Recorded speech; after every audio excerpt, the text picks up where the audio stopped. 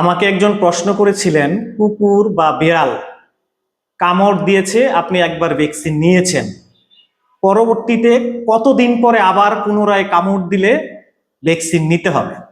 এই রিলেটেড আমি একটা ভিডিও আগেও দিয়েছিলাম, আজকে একটু পুনরায় আলোচনা করি।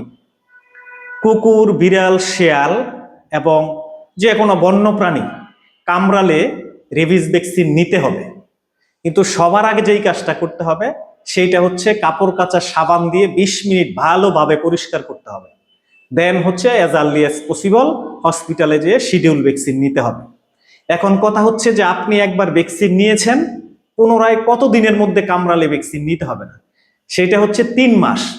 তবে ডিপেন্ড করে হচ্ছে ক্যাটাগরির উপরে। এখন এই ক্যাটাগরিকে 3টা ভাগে ভাগ করেছেন, জাস্ট আঁচল লাগলে অথবা ক্যাটাগরি 1, আবার হচ্ছে যে রক্ত বের হলে ক্যাটাগরি 2, আবার যদি ক্ষত হয়ে যায় সেটাকে বলে ক্যাটাগরি 3। আপনি কোন ক্যাটাগরিতে ভ্যাকসিন নিয়েছেন সেটা আপনিই ভালো জানেন।